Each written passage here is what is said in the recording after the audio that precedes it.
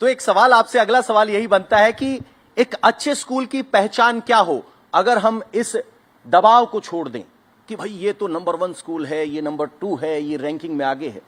एक स्कूल तय करने से पहले मां बाप को क्या सोचना चाहिए? बहुत सिंपल है।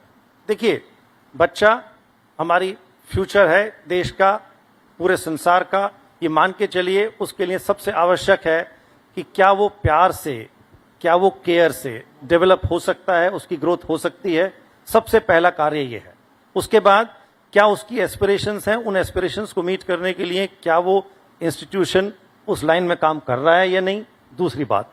तीसरी बात मैं कहूंगा कि देखिए, जब बच्चे से प्यार है, सब्जेक्ट से प्यार है, तो फिर बाकी कुछ बचता नहीं है। तो जिन इंस्टीट्यूशंस में ये चीज होगी, वो इंस्टीट्यूशंस अपने आप ही ब्रांडेड हो जाएंगे। I will put it like that. बिल्कुल।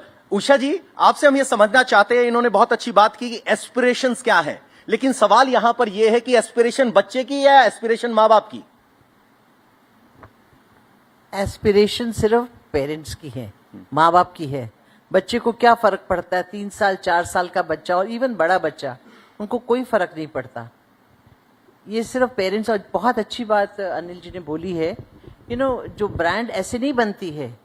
It is very important what you are giving to the children.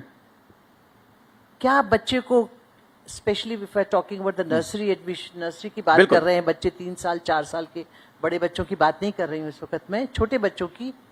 For them it is important to be caring, sharing, to be a good human being, love everybody, socialise, emotional aspect, ये चीजें ज्यादा जरूरी हैं।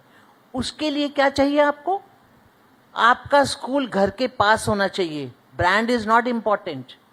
यदि आपका school ठीक है, brand के पास है तो फाइन, नहीं मिलता। मैंने ये भी देखा है कई पेरेंट्स को, बिकॉज इन लॉटरी में भी, जैसे आपको पता, हमने लॉटरी सिस्टम करा। हमने कहा चलो एडमिशन के लिए कोई इंटरव्यूज नहीं, कोई कुछ नहीं, हम सिर्फ लॉटरी सिस्टम करेंगे, पॉइंट सिस्टम करेंगे। उसमें यदि बच्चे का लॉटरी में नहीं आता तो लकी नहीं, you are not lucky. How can you tell a child of 3-year-old or 4 that you are not lucky in front of everyone? It's a parent's attitude. It's a parent's attitude which needs to be changed.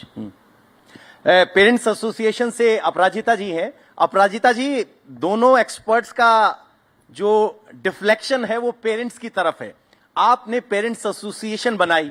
पहली बात तो सवाल यह है कि school में admission होना है, बच्चा सामने है, फिर ये पेरेंट्स एसोसिएशन की जरूरत क्यों पड़ी? क्योंकि इस जरूरत पे ही आगे की बात बढ़ेगी। देखिए, पेरेंट्स एसोसिएशन की इसलिए जरूरत पड़ी क्योंकि कहने को लॉफुली हर स्कूल में एक पीटीए होता है, पेरेंट्स टीचर एसोसिएशन होना चाहिए। वो मैं आपको बता देती हूँ क्योंकि मेरे को भी 10 साल का एक्सपीरियंस हो गया। वो 99.99% स्कूल में, मैं बहुत स्ट्रांग अपना कोट दे रही हूँ, 99.99% स्कूल्स में प्रॉपरली इलेक्टेड नहीं होते, वहां पे प्रॉपर इलेक्शंस नहीं होते। बहुत पेरेंट्स को पिक एंड चूज किया जाता है। वो पेरेंट्स जो साइलेंट रहेंगे उनको चूज किया जाता है। दैट इज द रीजन हम लोगों को पेरेंट एसोसिएशन खड़ी करनी पड़ी, बच्चों की आवाज उठाने के लिए और पेरेंट्स की आवाज बनने के लिए, और प्लस पेरेंट्स को गाइड करने के लिए क्या हमारा कानून कहता है, क्या हमारे बच्चों के राइट्स हैं। चाहे मैं वो नर्सरी एडमिशंस की बात करूं या यहाँ पे बैठे हुए कॉलेज के बच्चों की बात। ऑब्वियसली एसोसिएशन है तो राइट्स की बात होगी।